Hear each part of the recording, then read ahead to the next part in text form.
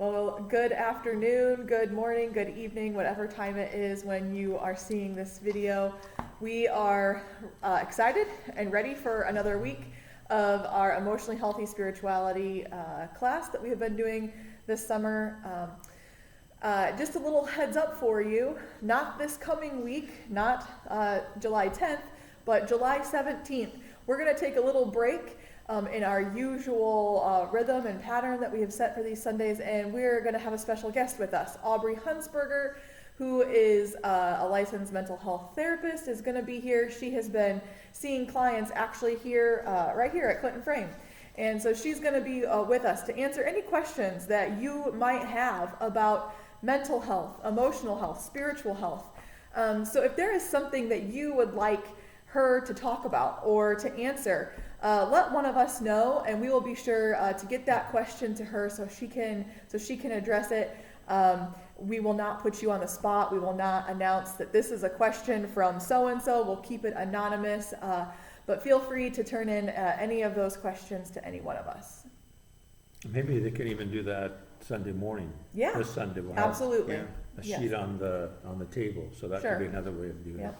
I just want to recap a little bit of what we did last week, looking at chapter 3 of the book, Emotional Healthy Spirituality. We talked about the importance of going back to look forward, and we addressed a little bit about the scripture there in Exodus 34 about the sins of our fathers and the second and third generation, and realizing that some of the things that we struggle with are just in our DNA because of what's happened in our own family of origins.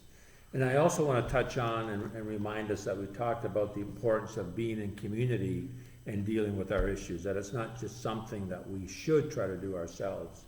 And I'll just read a quick quote here in chapter 3 on page 95. He says, "Going back in order to go forward is something we must do in the context of community. With mature friends, family, a mentor, spiritual director, counselor, or therapist, we need trusted people in our lives of whom we can ask, 'How do you experience me? Tell me the feelings and thoughts you have when you're with me.'"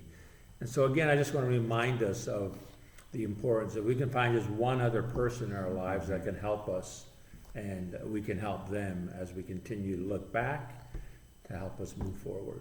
Yeah, that's so true. You know, the people around us, even if they're not always the most trusted, can really make a difference. I mean, they're human, and I'm very human.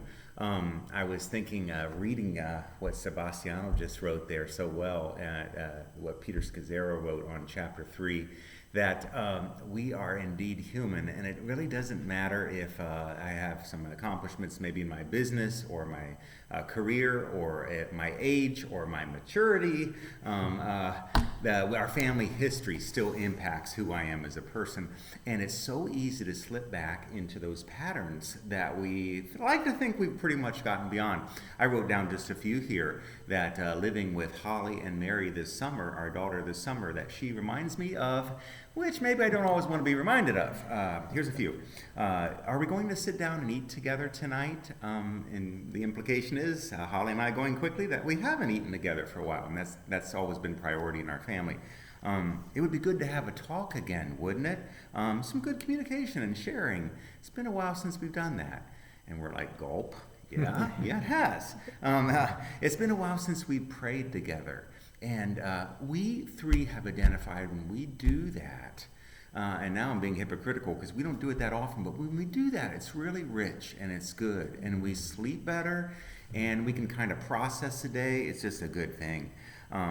Hear from Holly. How about we plan a little how we spend our vacation together, or our time together, time off, 4th of July, so it's healthy and productive, instead of, well, just going to surf on the internet, and the same old stuff, No, yeah, let's plan a little bit, and it'll be better. And next we're saying, we have some time. We could invite over so-and-so. I think they're going through a tough time.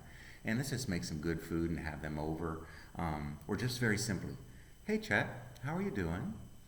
"Oh, yeah, I'm fine." "Are you really? Are you really?" And that pause there.